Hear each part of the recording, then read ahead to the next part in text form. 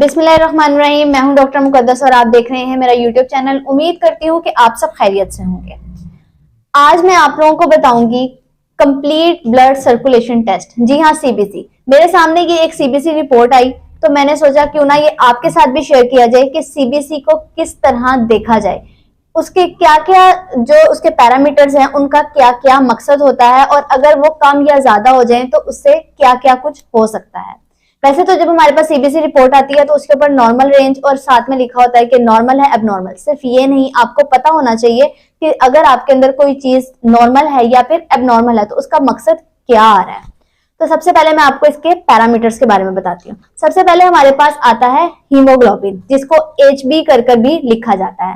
Haemoglobin का हमारे body के अंदर बहुत ही इंपॉर्टेंट रोल होता है। अगर तो हीमोग्लोबिन कम हो जाए तो ये आयरन डेफिशिएंसी यानी कि एनीमिया को इंडिकेट कर रहा होता है। और इसकी जो नॉर्मल रेंज होती है वो 10 to 14 यानी कि 10 से 14 तक इसकी नॉर्मल रेंज है। लेकिन अगर 12-13 ये एक समझा जाता है कि ये गुड चीज है कि आपकी 12 या 13 HB आ रही है। 10 जो होती है वो बिल्कुल आपके एज पर होती है, तो उसके ऊपर भी आपको नजर करनी होती है।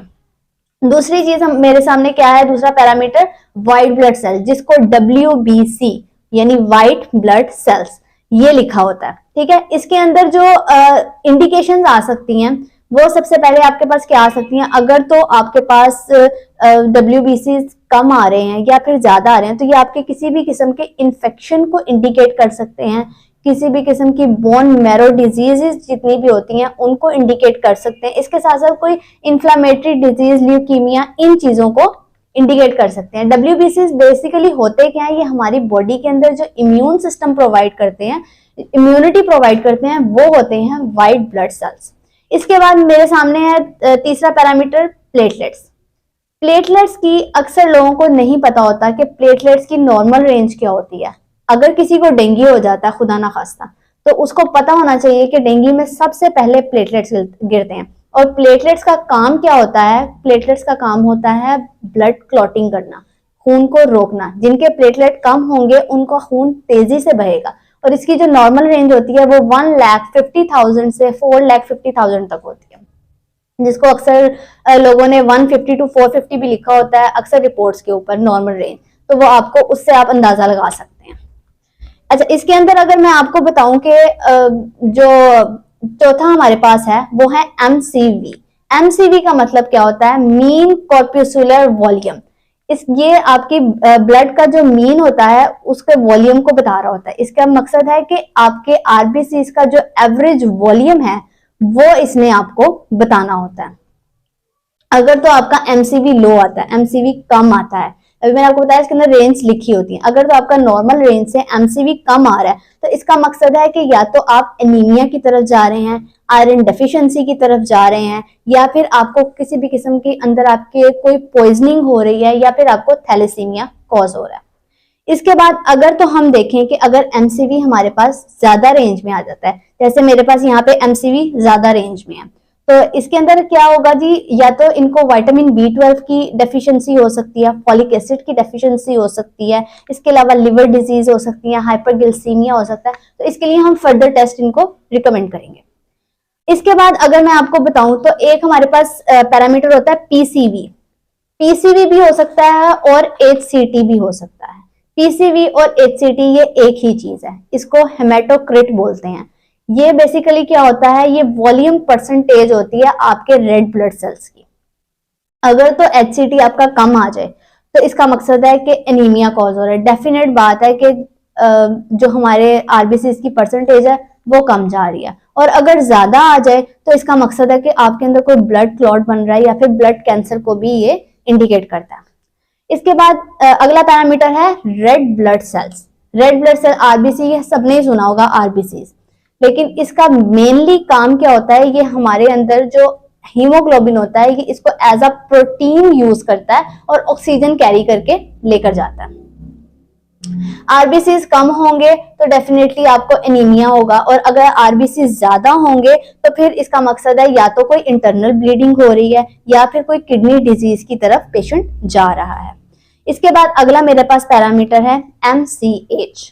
MCH क्या है? ये मीन कॉर्पस्कुलर हीमोग्लोबिन है, ठीक है। ये भी एवरेज अमाउंट होती है, जैसे ऊपर मैंने आपको बताया था एवरेज अमाउंट थी वो ब्लड की और ये एवरेज अमाउंट है हीमोग्लोबिन की। MCH अगर आपके अंदर कम हो जाए, MCH कम होगा तो आपके अंदर आयरन डेफिशिएंसी कॉज होना शुरू हो जाएगी, यानी कि आपको एनीमिया होना शुरू हो जाएगा। और अगर आपको MCH ज्यादा आता है तो इसका मकसद होता है कि आपको विटामिन बी की डेफिशिएंसी है, जिसमें विटामिन B12 और फोलेट दोनों आ जाते हैं। इसके बाद अगर मैं बात करूं अगले पैरामीटर की, तो वो है MCHC, यानी कि मीन कॉर्पस्कुलर हीमोग्लोबिन कंसंट्रेशन, ठीक है। इसका क्या मकसद है?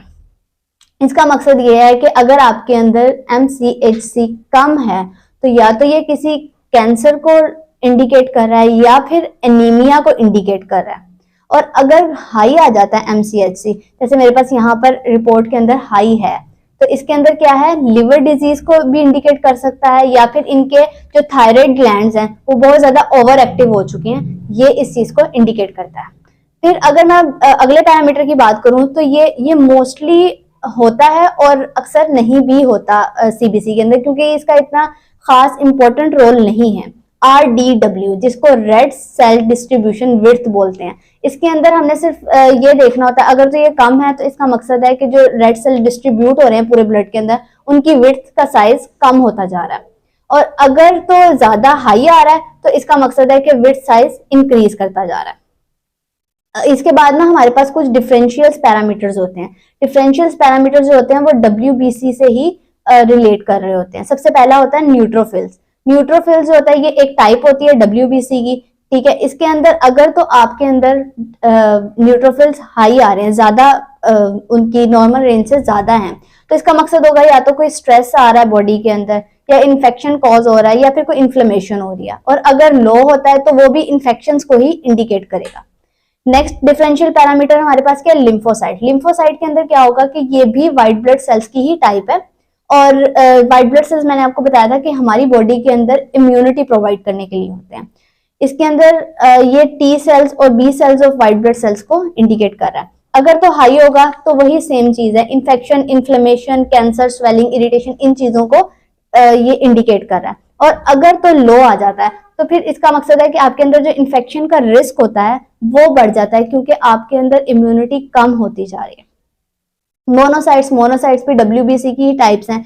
अगर हाई आएगा तो इसका मकसद है कि बहुत लॉन्ग टर्म कोई इन्फेक्शन हो रहा है या कोई ब्लड डिसऑर्डर वगैरह ऑटो इम्यून डिजीज आ रही है, ठीक है। और अगर लो हो जाता है तो हमें इस चीज को हम सस्पेक्ट करते हैं कि शायद कोई इन्फेक्शन होगा, तो ये इस चीज को सस्पेक्ट के अंदर आ जाता है। उसके बाद आते हैं एजिनोफिल्स। ये भी WBC की ही टाइप्स होती हैं। अगर तो इसके अंदर हाई आते हैं एजिनोफिल्स तो इसका मकसद है या तो पेशेंट को अस्थमा है, या फिर कोई सीजनल एलर्जी है, या फिर किसी मेडिसिन के रिएक्शन की वजह से ये इस तरह आ रहा है। और अगर लो आएगा तो वो डेफिनेटली किसी ना किसी इन्फेक्शन को या कोई इम्यून डिजीज को इंडिकेट करेगा।